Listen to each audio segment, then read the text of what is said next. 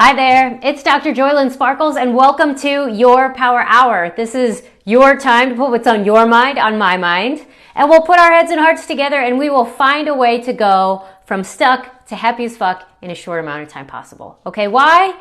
Because you've been struggling long enough. And if you're like me, you're impatient as hell and you were ready yesterday to have already today what it is you wanted way back when, okay? So many of us have been struggling for years or even decades, sometimes with the same thing, sometimes with variations of the same thing, and we're just ready to have something else, but perhaps not exactly sure how to get that something else because it seems like we've tried everything. And one of the things that I've come into this week is when you think you have tried everything, you haven't. You know, and a lot of times it's when we surrender that things get really, really interesting and exciting. And I have decided to roll with that, to finally surrender into not knowing everything. A lot of you, a lot of my clients, and the reason that you're here and maybe drawn to this group is you want something real because you're tired of the fake and the promotional bullshit about a one-size-fits-all, a quick fix, when you've tried over and over and known that you've made some progress, but maybe it wasn't sustainable or not quite what it is that you want. But then having come from a dysfunctional family system and maybe a lot of people modeling impatience or perfectionism because that was a way to try to escape abuse, but then also create abuse for you because it's all you knew. And an academic, highly driven, because one thing I know about my clients, smarty pants, but sometimes that can get in the way and we need to have all the answers before we start because God forbid we look stupid. Because really, a lot of us smarty pants underneath are actually afraid that we are stupid because let's face it, all the rules that we got and we lived by because we were good rule followers didn't work. They didn't give us the results that we were supposed to. And that's part of why we're so pissed and why we want it now. So that's what we're going to work on in and through. And I'm going to surrender to being me and not having to know everything before I start. So that's why I wrote an email. I don't know if you're not on the email list, let's get you on it. It is the consistently inconsistent email list. I will not blast you because I'm just not that organized, okay? Let's face it. And I don't like to pump out crap. So I really always strive to have something meaningful and real in there, okay? So get on the list. But I talked about we are kicking off the self-love extravaganza, but I've actually changed it to the self-love experiment. It's my experiment that you're going to get to witness about how to have more self-love. Because it is truly the answer to everything. Everything that is not working in our life is actually showing us where we need more self-love. Because what self-love is truly is unconditional and it's powerful. So that when we're filled up with it, we more powerfully express in our lives, and anything that's not working, it's because we're not there fully. Either we're half in, half out because we're afraid of it, we're not fully committed, or we're dampening ourselves down because, let's face it, you're powerful, I'm powerful, and we scare ourselves sometimes. And we for sure, at some point in our life, have scared somebody else, and they let us know it, and they shushed us, or spanked us, or something, and so we were like, oh, I can't be that. I can't be that happy. I can't be that powerful. I can't just drop this like a bad habit because nobody else does that. But guess what? You do. You can. You could. You have. And now we're going to reclaim that so that every area of our life is going to start working. But here's what is so interesting is that when I tell people I'm a self-love specialist, even though I'm a doctor, I've got that, I went to medical school, but I'm a self-love specialist because that is what it's all about. And I had so many people say, what does that mean exactly? And I think that partly that comes to me as tragic, and partly I actually have to examine it and be like, do I really know? If I'm a specialist and I'm an expert, am I living it? Am I breathing it? Am I doing it? And in this part of my life, here, yes, I am, and here, no, I'm not. So let's and face it and embrace it. It's not fake it till you make it anymore. That shit has broken down. Because let me tell you, words are powerful, and if you're faking it, you're never gonna make it because you keep telling yourself it's fake, okay? Rhymes are great. I love them, but fake it till you make it has not been the gift that it was intended to be. I wholeheartedly believe whoever made it had good intentions, but it could only get us so far. Maybe it actually was beneficial enough to get you to try to do something that felt false or felt unnatural at first, because that's a lot of times a stumbling block. But it'll never truly be made into us. We can't make it if we keep reinforcing that it's fake. And so much of it is we're also trying to be something, a picture of something that is maybe perhaps not quite the match to the energy that it is we're trying to express. So what we have to do is face it. We have to face the bullshit story that has created the gunk that we're currently living with and through and dealing with. And we've got to embrace it, saying you're welcome here, and here's your spot on the bus, because it may not be in the driver's seat anymore, okay? So what is self-love? As an academic and as a smarty pants yourself, you might know the best place to start is a definition of terms. You have to know what you're talking about. And when it comes to love, it is one of the most bastardized, diluted, misunderstood terms in the English, perhaps other languages, because everybody actually has a personal definition of love because of what they've grown up with, what was modeled, what they've conditioned to and come to believe love as. Some of it gender informed, some of it media informed, some of it just childhood programming, and some of it just being paired with trauma or abuse, and so putting them together, okay? So we have to actually understand what love is so that we're all on the same page about it. So one of the things, and I don't often start this way, but I'm actually going to start with what it isn't. Because this is where a lot of misconception and misunderstanding comes, is what love is. And I wrote a blog about this, and I'm going to write a note to link this in the post, to put a link to blog in the post, okay? Because it's old, so you have to, but I'll put a link so you can find it. 13 things that love is not. 1, it is not lust. So many of us, especially when we come into sexually active years, start pairing love and sex and thinking that they're the same, and until you have kids, re-expanding the definition. It hasn't got, well, it's not that it has nothing to do with it, but it isn't just attraction. It isn't just chemistry. It isn't just a wanting. Because love isn't wanting. It's not lusting. And let me tell you, lusting in and of itself may have been one of the 7 deadly sins. It's not bad and wrong in and of itself. Let's face it, it's fun to be head over heels for somebody. It's fun to dream and sometimes to dramatize because you get to play with your creativity. So lust isn't necessarily wrong, but it isn't love. And when it moves into wanting to own someone or dominate someone, that is when it absolutely becomes in contradiction to love. Because love will never seek to control or dominate. It won't. So it's not lust. It's not just about physical appearances or chemistry or a feeling inside. Because those are informed by so many other factors. It's not often very spacious. It creates kind of this like a, you can feel the string attached, okay? Love has no string attached, so it's not lust. It is not sex. Sex can be an expression. It can be one way to express your loving feelings for someone, perhaps that you're lusting after, but it isn't love. And this is where, especially when we're young and impressionable and learning about relationships, especially girls with boys, they aren't the same thing. That if somebody takes you into their bed does not mean that they love you. And as you grow older and maybe have gotten jaded, maybe you understand and actually punish people doing that, it isn't love. In its best and highest form, and actually the most satisfying, is when there is love mixed in with it and it's an expression thereof, but they are not one and the same, okay? No big deal. Sex is great. totally beneficial exercise, all right? If you want to lose weight, try it. But it isn't by itself love, okay? So don't mix those two things together. It is not abuse.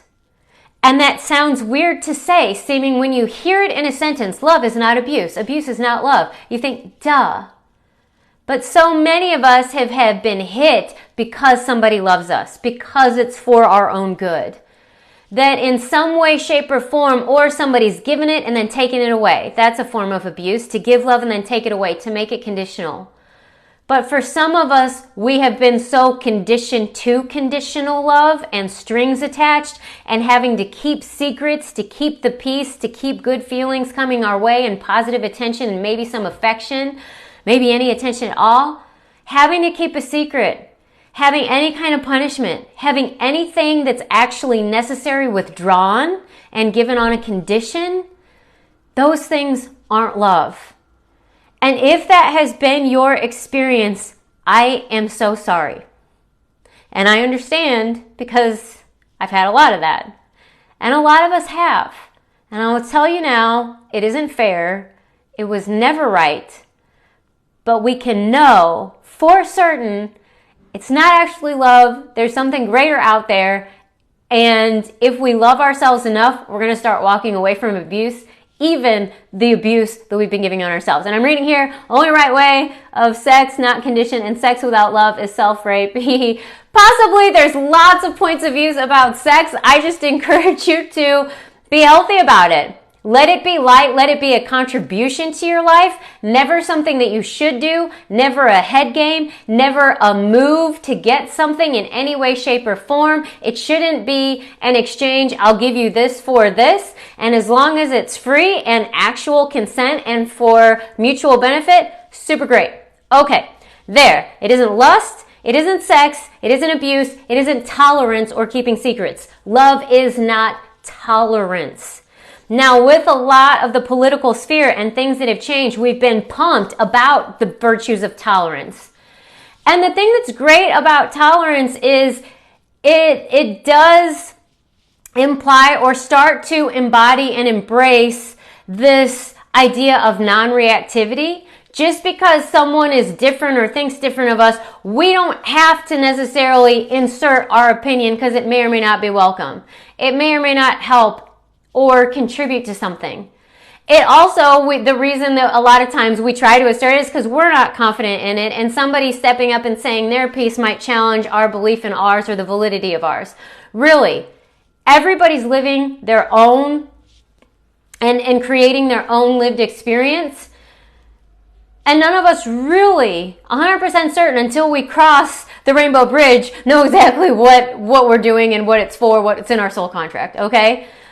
But to tolerate and to give others space is phenomenal. But in and of itself is not love, because a lot of times tolerance can still come with judgment. I'm judging you, I'm just not going to say anything about it. I don't like this, I'm just not going to say anything about it. Some people, it can become an abuse tool, because anything that is a tool can be used in a improper way, to where tolerance might be like, I don't like this, but I'm not going to say anything because I might be wrong, and it will make me look like I'm intolerant. So a lot of us have been tolerating bad boundaries, bad communication, bullshit stories, tolerating from ourselves. Always include yourself in this. It's not always coming from outside. We tell ourselves a lot of stupid shit, and we tolerate it because we're just used to it. That is not love. Love and tolerance are not synonyms.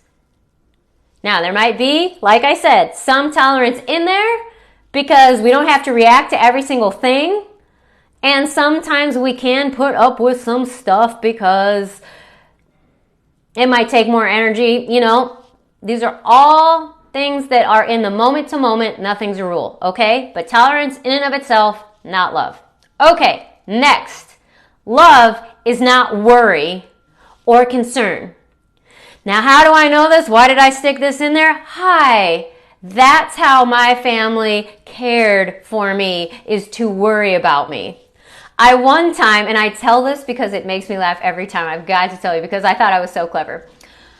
I had a sister one time who said, and this was years ago, I was starting the business in my marriage, things were often really tight financially. And I would be like hand to mouth, like live that way for a really long time.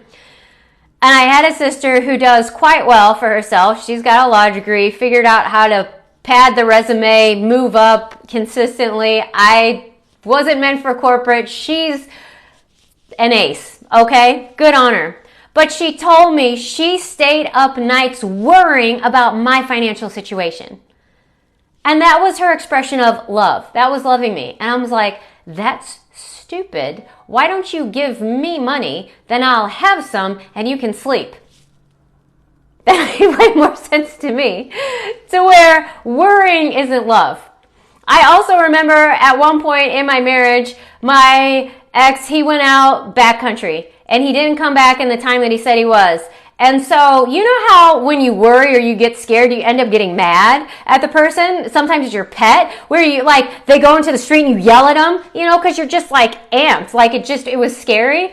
And there's a real underlying survival, like preservation. You want to preserve them because you do love them.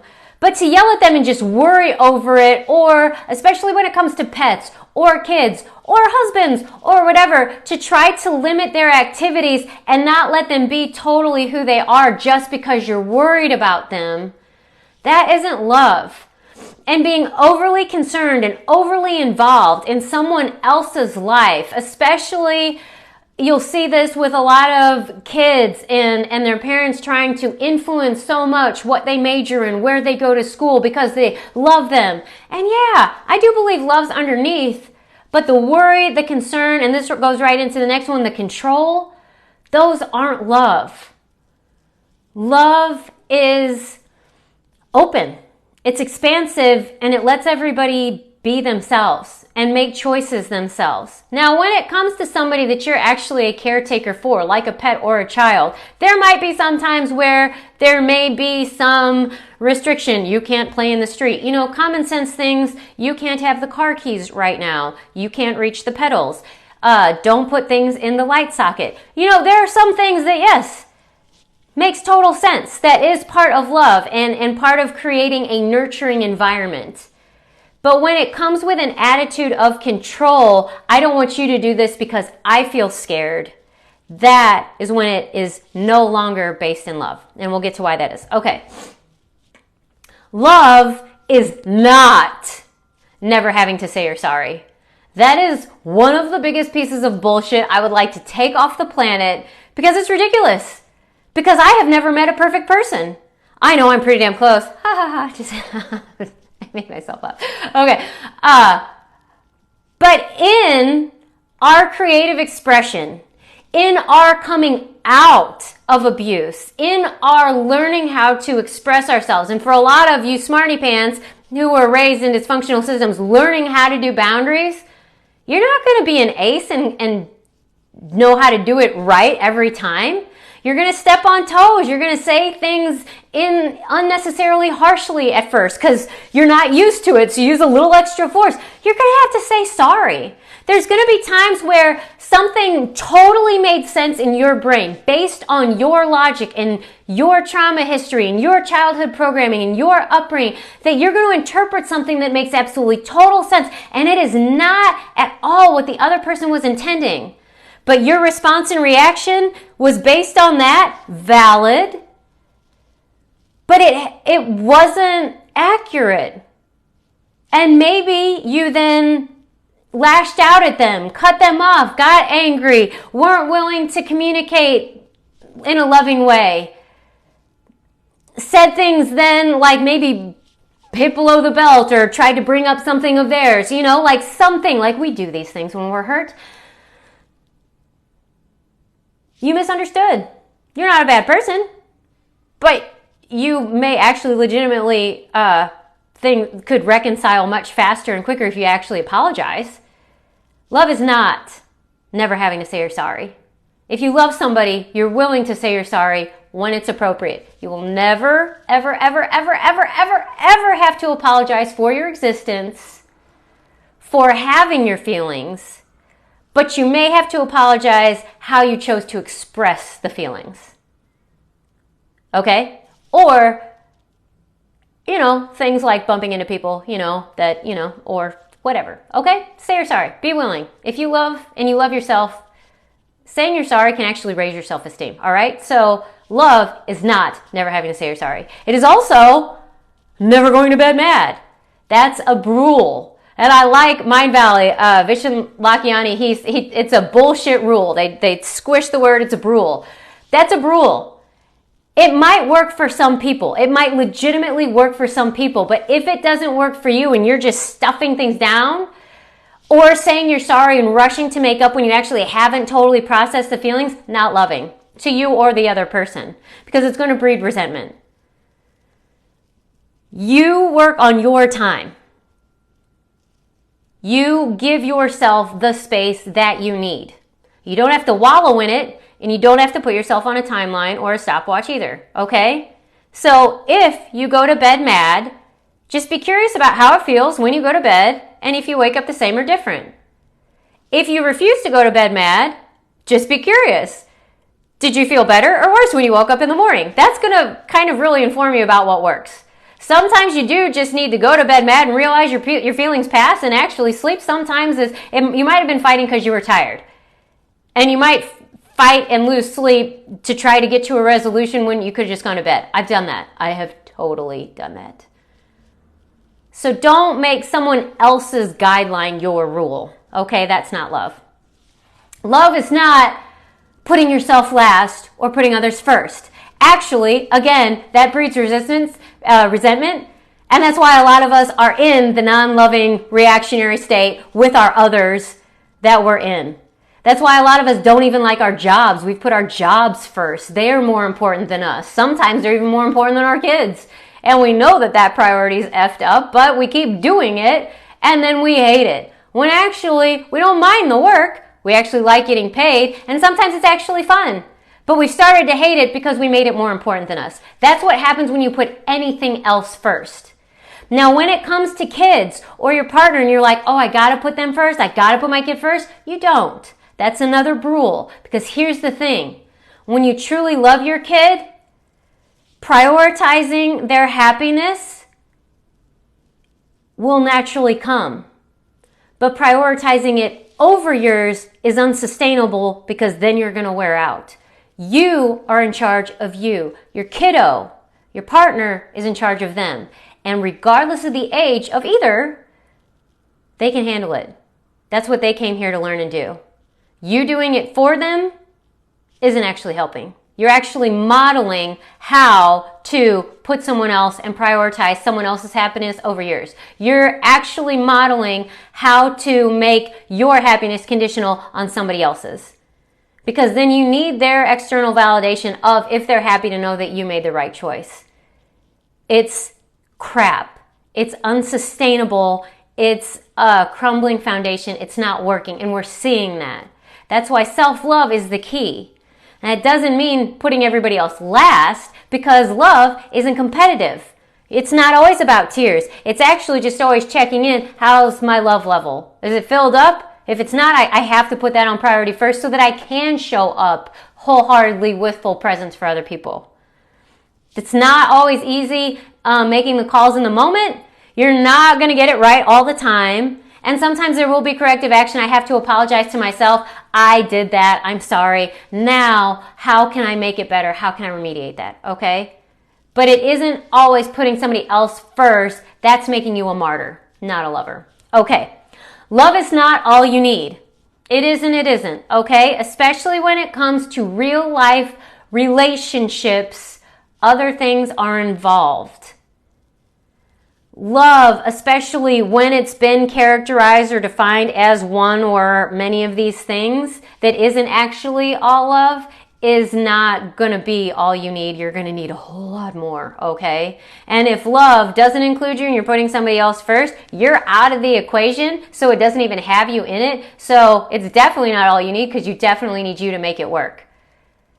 So love isn't all you need, because love is expressive, and as I'm going to get to, it's more of an attitude. There are realities of being in a physical body that will require some other physical things in order to work.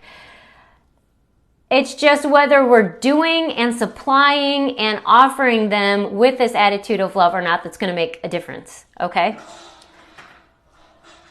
Love isn't punishment and it's not motivation. It is never a dangling carrot. It's never a manipulative tool. Anytime you're using love and pairing that as just affection and working at that part, it's not. Love will never be manipulative. It's never going to be about control. And it isn't just about doing things together. That will set up a parallel experience to where you're doing the same thing with somebody at the same time, or even just doing things for yourself. Oh, I'm getting a manicure and pedicure. Yeah, you're sitting there getting it done, but it all depends on the attitude that you're doing it. It isn't alone doing, because love isn't a doing. Expressions will flow from it. It's a way of being. So it's not just about doing things or spending time together or spending time or money on yourself, okay? So that's what love is not. All right, got to wrap this up. I try to keep it in a half hour, but whoo, that took some time. What is love? Love is an attitude. It's a way of being. It's the underlying foundation of how we're doing the things. How we want to show up, what it is we're expressing, what's bubbling up in us. It's an attitude. It's an organizing principle, okay? All the other things were some sort of judgment, a rule, an evaluation. It's a way to make order and make things make sense. But order and control are so tightly paired. What we're really looking for is organization. That's what we need in a 3D reality, is organization. Because the universe is expanding. It's actually chaotic. Totally. It's meant to be. But that doesn't make sense and it will fry the circuits. So we need something not always to impose an order, but to create some organization so we can sort through the information, okay? Love is an organizing principle. It's how we're doing anything. Are we doing it with love, for love, to create love and generate love? Or are we not? That's it. And how I have defined love so that we're all on the same terms is it's, I think, kindness, or I call affection, gratitude, and fondness. That's what a lot of us think of when we think of love. And it can be romantic or not, but kindness. And when I say kind, because people understood that being nice was like being nicey nice and sugarcoating, so we've changed it to kind, but actually still sort of kept that. So kindness is getting mildly diluted and flavored and mixed in like Cold Stone to where, with tolerance, and it's not. Kindness is actually a consideration of the whole of something. And how I mean this is when we love someone, we consider the whole of them. To where when we love a child, we don't say, hey, hold this 50-pound weight for me, because we know their musculature and their bone structure is not at a place to support that. It's actually going to cause deformity or injury. So we don't ask them to do that because we know they're not actually physically capable of doing that. Similarly, if there's someone who is emotionally or mentally unstable or disabled, we don't say, hey, figure out this giant equation. Here, you run the company. Here, you make multi-million-dollar decisions. Because they don't have quite the capacity to do that. Now, unfortunately, a lot of people who are emotionally immature are in charge of companies, but that's why a lot of times there's big, high turnover and it ends up tanking. And you'll see there was actually, I think it was by Forbes, I'll double check that, but the top 10 skills that are needed in 2023 in emotional intelligence was in the top 10. We're needing that now. And that's in part of kindness and knowing who you are, where you are, what you can actually handle, and not demanding more of yourself than you're ready for. Now, what's great about this is that when you're in concert and collaboration with the universe, all these trials and tribulations that you're doing are actually kind of like weight resistance. You're building the muscle to be able to handle your next level. It's never punishment. It's not even necessarily a test. It's just a rep. It's not anything you're doing wrong. It's just saying, I wanted to show up this way so you get an opportunity. What can you do? And then it's feedback. And the more we start looking at that in a kind way, in a different way of interpreting situations that take in the whole of a situation, that is part of love. Gratitude, because gratitude and judgment are mutually exclusive. You cannot be grateful for something and judge it at the exact same time. Now, a lot of times we'll go back and forth. Trust me, I know. I've been divorced. You've been divorced maybe too? Yeah. Sometimes you're grateful for the relationship and, oh, I learned a lot. And then sometimes you're like, that son of a bitch, I can't believe I did that. Sometimes him, and that's sometimes pointing the finger at me. You son of a bitch, I can't believe you stayed that long and tolerated that much. You stupid idiot. And I get mad at myself, and I judge myself, and I evaluate myself. No, that's not kindness. Then that's not being gratitude for, hey, look at you, you learned, and you got out of that. Rock on, you were ready for the next level. You knew that didn't match your definition of love, and you weren't going to stand for that anymore, and you moved on. Rock on, I'm so grateful you're here. And I'm so grateful for her for doing all that she did to get me here.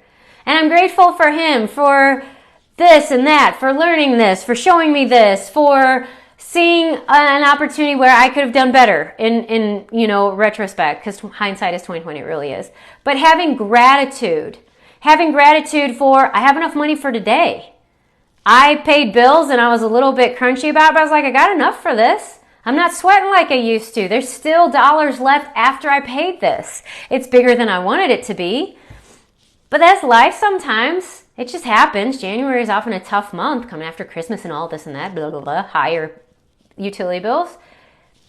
Don't sweat it. Keep going. Be gratitude. I got a roof over my head. I got heat. I have money. I could pay it. And if you can't, there's resources. Hey, there's somebody I can ask. There's always something to be grateful for. And if you search for it, your brain's actually going to start changing its neurochemistry. We'll get to that later. Fondness. Because this is where a lot of us think that love is only for certain people, our close ones, where I don't give a shit about what happens to the rest of the world, but I care about my nieces and nephews and my grandkids because they're mine. There's a fondness there. There's a familiarity with there. It's part of love. But can you start being fond of yourself and showing favor to yourself? That's part of what we've been lacking in putting everybody else first. We've been fond of everybody else thinking they're special. But so are you. To start looking at yourself as like, wow, I'm really fond of you. I like you. I like seeing you in the mirror. I like cuddling up with you. I like seeing what you come up with for artwork. I like the blog that you wrote. Just like you would a kid or a pet. You're yours. Just like you, just for that. That's part of love. Kindness, gratitude, fondness, and affection. Okay? That is what I mean by love. So self-love is just you giving that to you and expressing that. Also, other things to know about love, just side notes before I cut off. Love is future focused. That doesn't mean projecting. What I mean is it's creative. It's going to create more. It always does. Now the thing is, a lot of us have called love hate, and we've created more of what we don't love. But we think we don't love. We've labeled it as we don't love it. But we actually love it because we're fascinated with it and we focus on it. We give it all our attention. We appreciate it because we're paying so much attention to it. You see? What you appreciate appreciates. It grows in value. If you are paying attention, you are investing in it. So you're actually expressing love to your problems. But what if we started expressing love to our future and creative and adding things that we like to our life instead of trying to minimize things that we don't like? Because in doing so, we actually appreciate them and maximize them. Weird, isn't it? So love is always future focused. It's generative. It creates more. So we just have to pay attention to what we're paying attention to, and expressing love and giving attention, investing in what it is we'd like more of. So that what we appreciate appreciates, and we're actually appreciating the stuff that we like and we're grateful for. Okay? It's also inclusive. Meaning it can and will be playful. Even like in a lot of Love Yourselves, the program that is starting. And if you're ready, we're dealing with serious shit in a playful way. Because we've been super serious and hard and hunkered down and doing our shadow work because we thought that's what face it, embrace it meant. But sometimes it's holding on lightly and being willing to laugh at it and let it go. Okay? That is loving too. Letting yourself have a sense of humor about the stupid shit that you've done and the dumb stories you've come up with that mostly were, infant, childhood, maybe teenage brains. Fine for that age, but you're way past that. So it's time for a new story. But we can laugh at the other ones. Just like if you see things that you'll see on Facebook, the memes, the things that 5-year-olds, when I'm older, I'm going to be this, or explain this, and it's something that's so obvious but hilarious. Okay, your brain did that. But now you have more information, you have more life experience. It's time to put that in and factor that in so you're not living by that brain. But you can also laugh at it because it's actually entertaining, okay?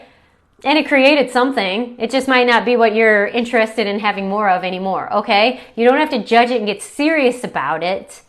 Being serious that's more of a proving energy. Being playful is actually, I'm willing to let this go, okay? But love will be inclusive, and so we will have to face and embrace things that are tough to do. People who have hurt us, hurt that we've defined ourselves and our lives by, and are we willing to let it go? That can feel kind of heavy and be a little bit serious. Love's going to say, I'm going to stay here with you while you do that. And it's inclusive. It's everything. Self-love isn't fluff. You find anything about play, about happiness, about love, about affection and hugs and physical touch and expressing kind words, the water, the plants that thrive when they're given compliments and diminish when they're spoken mean things. Self-love isn't fluff. It's fundamental. It's a requirement. It's absolutely necessary. And again, like I started, if there's any part of your life that isn't going the way that you want, it's because it's needing you. It's needing love. It's needing nurturing. Nutrition, compliments, kindness, gratitude, affection, fondness. It's needing you to pay attention to it. Not to solve it, not to fix it, but to love it. So, over the next coming days is my self-love experiment, all right? So through December 14th, Valentine's Day, because I hate that people don't like Valentine's Day. I totally freaking love it.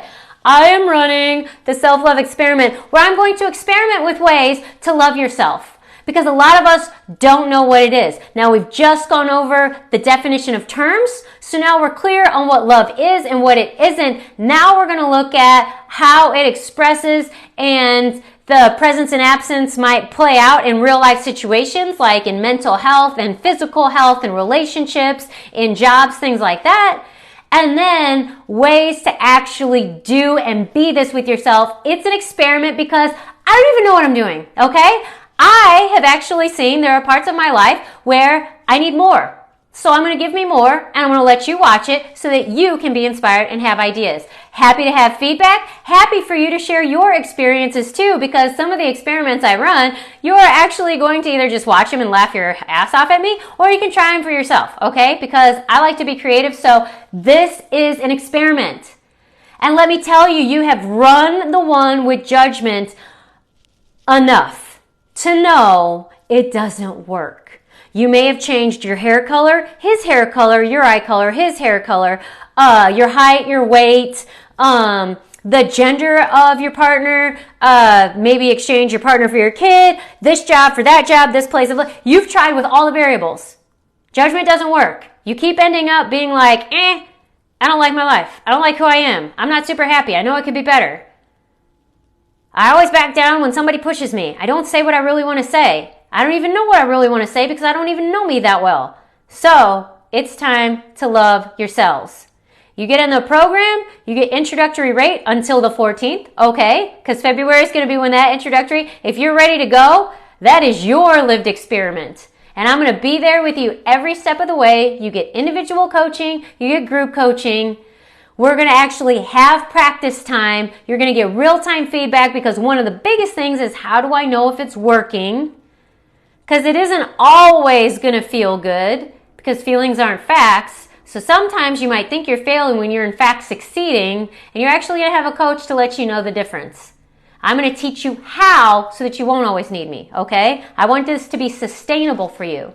So Love Yourselves is ready. It's open now for you to jump in.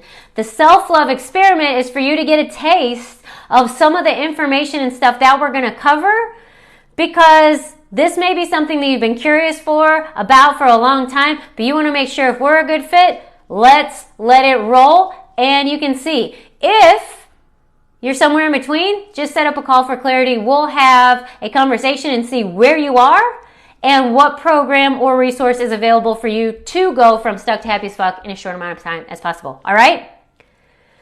Self-love experiment, welcome. Let's get started. I can't wait to see what unfolds. It's adventure. Loving is adventure, and I'm loving myself, loving myself to actually let you witness this adventure of me not knowing what the heck I'm doing and playing with some new possibilities, okay? And I invite you to join me in any way, shape, or form that feels good for you. And until next Wednesday, next Power Hour, I love you dearly. All right, have a great one. Mwah.